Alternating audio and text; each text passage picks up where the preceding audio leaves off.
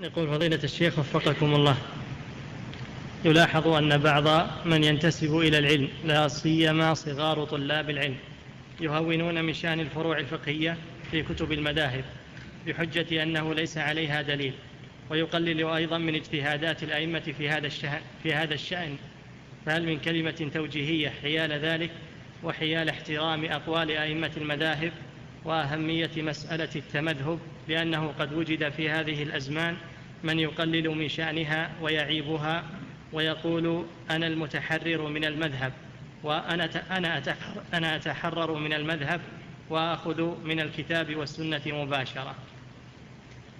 هذا ضلال، وقلنا هذا، بينا هذا، قلنا اللي توفر فيه شروط الاجتهاد هذا يجتهد ولا يجوز له أن يقلد، لكن هذا قل في هذا الزمان أو فقد، لأنه كل ما تأخر الزمان يقل العلم، كما قال صلى الله عليه وسلم إن الله لا يقبض هذا العلم انتزاعا من صدور الرجال، وإنما يقبض العلم بموت العلماء، فإذا لم يبق عالم أو لم يبق عالما اتخذ الناس رؤوسا جهالا فأفتوا بغير علم فضلوا وأضلوا.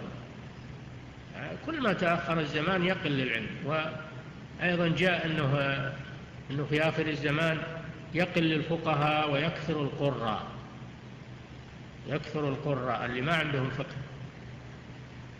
فالزهد في كتب الفقه هذا غلط. الفقه هو ثروة هذه الأمة، ثروة عظيمة، لكن ليس معناه أننا نأخذه كله بما فيه، بل نمحص اللي عنده مقدرة، يمحص يأخذ ما ترجح بالدليل.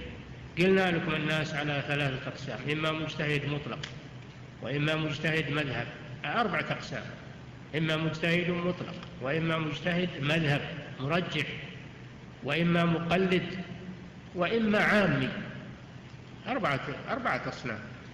وهذا الفقه ثروة عظيمة بيد العلماء، يأخذون ويستعينون به على فهم الكتاب والسنة، ويأخذون منها من فتاواه ومن أقوال الأئمة ما وافق الدليل، ويتركون ما خالف الدليل. أما الزهد به وقول نجتهد من جديد، وين اللي يجتهدون من جديد؟ ما في أحد. معناه الضلال والعياذ بالله. هل أنت يا من تقول أنا أجتهد وأخذ بالدليل، هل أنت مثل الأئمة 4، مثل الإمام أحمد، الإمام مالك، يا ليت هذا، ليته موجود. لكن ما أنت ولا مثل أدنى مقلد، ما عندك شيء أبد. فلا تهلك نفسك وتهلك غيرك، اتق الله. التقليد يجوز عند الضرورة، قال تعالى فاسألوا أهل الذكر إن كنتم لا تعلمون، هذا تقليد عند الضرورة. عند الضرورة يجب التقليد، وعند الاستطاعة يحرم التقليد. عند الاستطاعة على الاجتهاد يحرم التقليد، وعند الضرورة يجب التقليد. التقليد ما هو محرم مطلقا ولا هو جائز مطلقا، فيه تفصيل.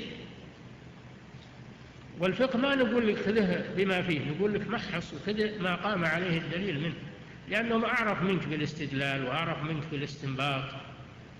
أما أنت ما عندك شيء إلا تعتمد على أقوالهم، تعتمد على أقوال الفقهاء وتنظر في أدلتها إن كان عندك استطاعة للترجيح. إن كان ما عندك استطاعة خذ منها ولو ما عرفت دليل، لأن هذه ضرورة، هذه ضرورة يجب فهم هذا. في من الناس يحاربون المذاهب الآن، وين يروحون الناس؟ يضلون. واحد كتب كتاب يقول إسلام بلا مذاهب، إسلام بلا مذاهب، إسلام بلا مذاهب، وين يروحون الناس؟ يروحون للجهال. هذه مشكلة عظيمة. نعم.